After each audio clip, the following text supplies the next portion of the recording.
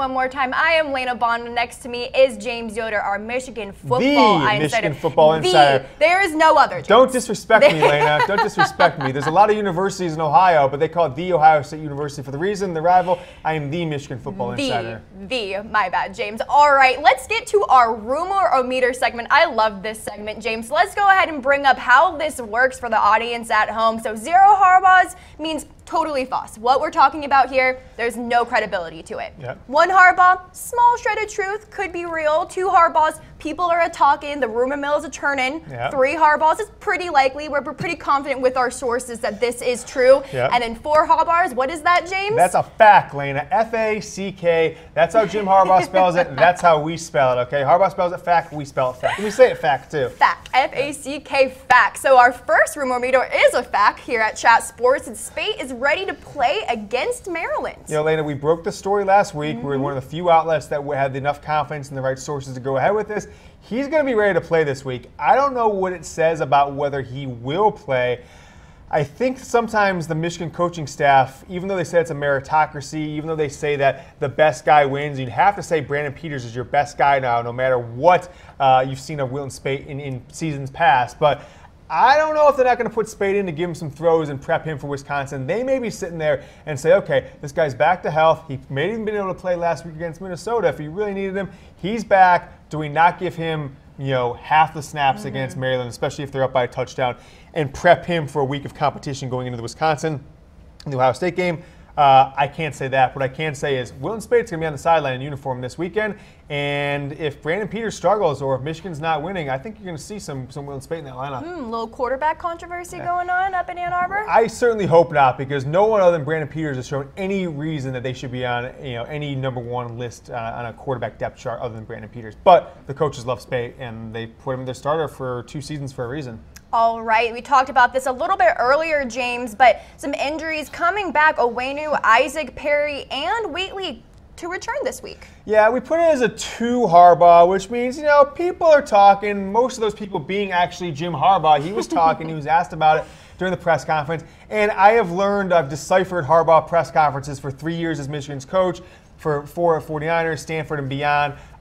He almost is like Jim McElwain at Florida got fired for basically lying at press conferences. I think that's for another reason, but I think Jim Harbaugh actually does most times say the exact opposite of what the actual truth is in most situations. So what this means to me is one of those guys might be playing. It's probably going to be Ty Isaac, maybe Grant Perry. I don't think Michael Onwenu is going to play. I doubt Ty Wheatley Jr. just based on their injuries. So I would say we give it 2 out of 4, mostly because I think 2 or 4 of these guys are going to play, and Harbaugh just tells people, why give DJ Durkin, Maryland's coach, Michigan's former defensive coordinator, why give him anything not to prepare for? He does love keeping other teams on their toes. Next rumor-o-meter for you guys. Peters was ready to quit the team in August, James? All right. Breaking news. Wait a second. Can we call back to the to the production room? I think we need one of those red bars across the screen. This is one of these breaking news. We got a little as we hear on the tickers and the podcasts out there. So, Brandon Peters, Lena, I've been sitting on the story for 2 weeks, and we're going to go ahead and talk about it today. Okay. I reached out to some people at Michigan. I reached out to some people in Peters High School. Didn't get anybody want to talk about it on or off the record. So we're going to put it out there, and this is the story. Okay, I'm going to go back into February, March, April 2016. Brandon Peters comes on campus early at Michigan, graduates in January, comes on to Michigan, misses the second half of his senior year of high school, competes for the job, super homesick, quiet guy with a lot of more boisterous personalities, especially in that freshman class who graduated early. Didn't fit in, wanted to go home.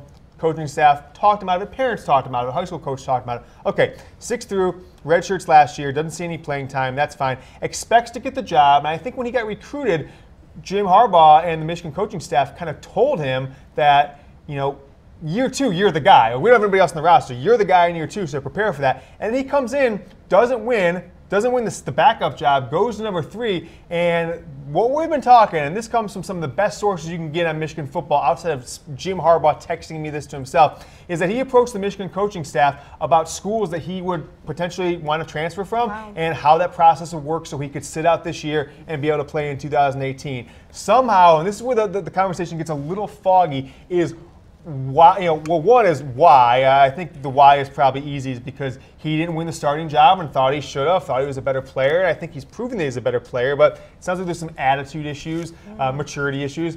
And then, how did he not end up transferring? How do you go to your coaches and say, hey, I think this isn't the right place for me? How do I get out of my scholarship? And you still end up on the team. So somebody convinced him to stay. I don't know who that was, but after Speight underperformed in his first couple games, then he got injured. Then O'Korn came in. We heard that it was mopey Brandon Peters who had head down, not engaged, not in the realm of like the conversations, not kind of playing like a guy who's one snap away. But something clicked around the not the Michigan State game. The week after that, when it became clear that John O'Korn wasn't the guy, he kind of popped out of it, and a light came on during practice, enough that Michigan said, okay, cool, if O'Korn plays poorly in the second quarter of last week's game, we're going to put you in against Rutgers, and then now we see against Maryland, Minnesota gets the start. I think you're going to see him as your starting quarterback the rest of this year and have the opportunity to be that starting quarterback for the next several years if he can fight off the freshman Dylan McCaffrey.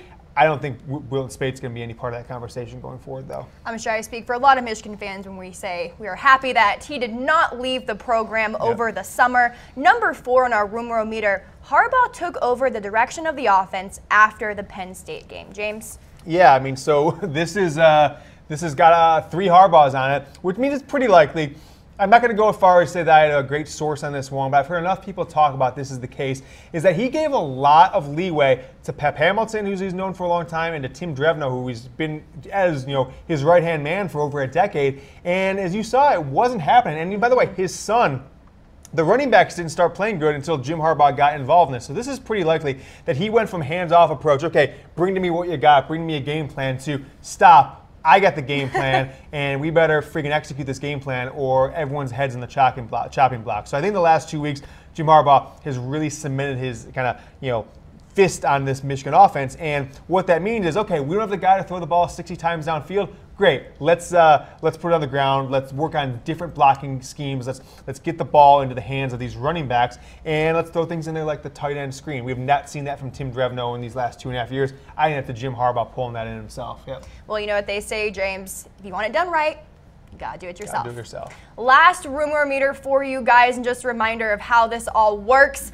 Players were complained of challenge practices, after the Penn State game. Yeah, so challenging practices, right? So the practices were too challenging. I heard it from a lot of people that, there was some discourse. Look at what are these uniforms? Those LSU uniforms, but that's players are complaining of challenging practices after the Penn State game. It's kind of when Jim Harbaugh put his hands in the offense a little bit, that he was just riding them. We're going to run, we're going to hit, we're going to run, we're going to hit until we get this thing down. And it sounded like for at least a couple practices in there right after that Penn State blowout loss that there were some guys with the F this, who does he think we are? I'm not going to do that. And it sounds like there was some sort of team speech that Harbaugh gave 2 weeks ago where it was, you guys don't think you can handle this type of practices. How are we ever going to handle winning championships? And the team is kind of, bonded together. And they got 2 wins after that over some pretty pedestrian programs. It's really going to see, is it working? It's not going to be this Saturday. It's going to be the next 2 after that against Wisconsin and then at home versus Ohio State. All right, guys, before we wrap things up here, we just want to thank Game Time one last time for this being an amazing app and giving us the cheapest tickets you can possibly find on the internet, Up James. to 60% off concert tickets, sports tickets, if not more. We're sitting here in Dallas, Lena. I pull up tickets. You can get Mavs tickets for $9, face value $65. If you're in Detroit, if you're in this the greater Detroit area, you can go to Pistons games, Red Wings games, Lions games for way cheaper than you can get anywhere else. If you're in DC area, go to the Michigan-Maryland game. Tickets half off what their face value is. This is how I see it. You said Mav games $9. I saw games for as low as $6, really? James. So in my head, I'm like, do I want to go to Starbucks and get that venti caramel frappuccino, or do I want to go watch a Mavs game? Free person, I'm probably going to go on the right side and get the Frappuccino for the Mavs. But if it's the Pistons and I'm living in Detroit, maybe it's a Pistons game, yeah. Fair enough, fair enough. Go download Game Time now. It's the #1 app on the App Store. Fantastic prices. But that is all the time we have for you guys today. For James Yoder, I am Lena Bond. We will catch you next time.